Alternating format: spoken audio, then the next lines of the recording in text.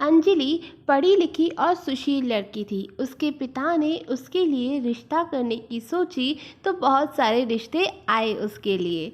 आखिर में उसके पिता ने उसका रिश्ता अच्छे घर में कर दिया और आज अंजलि की शादी की तैयारियां हो रही थी। सब लोग शादी वाली जगह पर पहुंच चुके थे।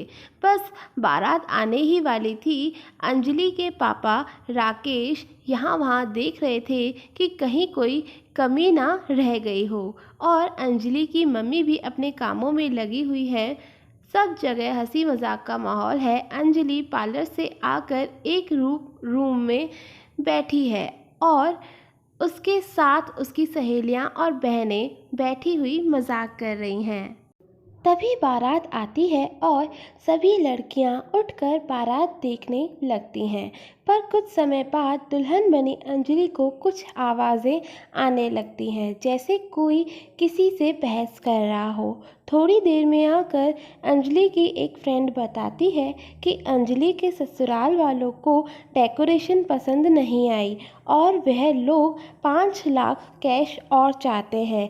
कैश मिलने के बाद ही वे लोग शादी होने देंगे और अंजलि के पापा उनसे गिड़गिड़ा कर कह रहे हैं कि अब उनके पास इतना कैश नहीं है। इतना सुनते ही अंजलि सारी शर्म एक तरफ रख अपने पापा के पास जाती है और अपने ससुर से कहती है, हाँ बोलिए ससुर जी, क्या चाहिए आपको? अंजलि बेटा, तुम ऊपर जाओ, तुम यहाँ क्यों आई? अंजलि के पापा ने कहा, ना, पहले ससुर जी से बात कर लूँ फिर चली जाऊँगी।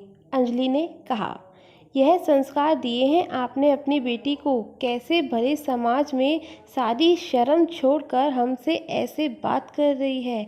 अंजलि के होने वाले ससुर ने कहा, तो ससुर जी, आपके माता पिता ने भी आपको ऐसे संस्कार दिए हैं कि लड़की के माता पिता से दहेज मांगो, वो भी लास्ट मोमेंट पर? क्या आपके पास पैसे नहीं हैं? क्या आपका बेटा इस लायक नहीं है कि खुद कमा सके जो आप हमसे पैसे मांग रहे हो? लड़के की मम्मी ने कहा, बड़ी बदतमीज लड़की है, देखो कैसे बड़ों के बीच में बोल रही है, एक दुल्हन होकर। अंजलि ने कहा, एक औरत होकर अगर ऐसी स्थिति आप नहीं समझ सकती हैं तो आपसे बात करने का कोई फ़ायदा नहीं।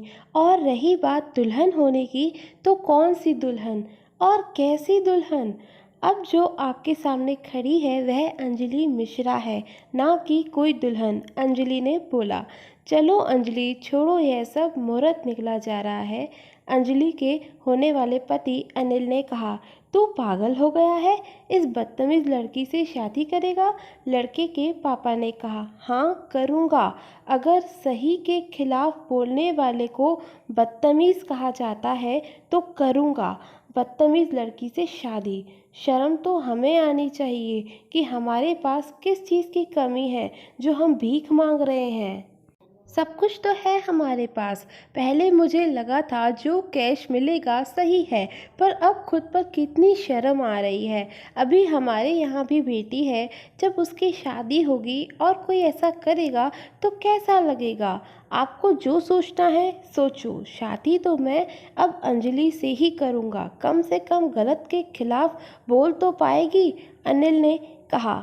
अनिल के मम्मी पापा को शर्म से चेहरा झुक गया और तय समय पर अंजलि और अनिल की शादी भी हो गई। 8वां वचन अनिल ने दिया था कि मैं कभी अपनी अंजलि को कोई दुख नहीं दूंगा और हमेशा खुश रखूंगा।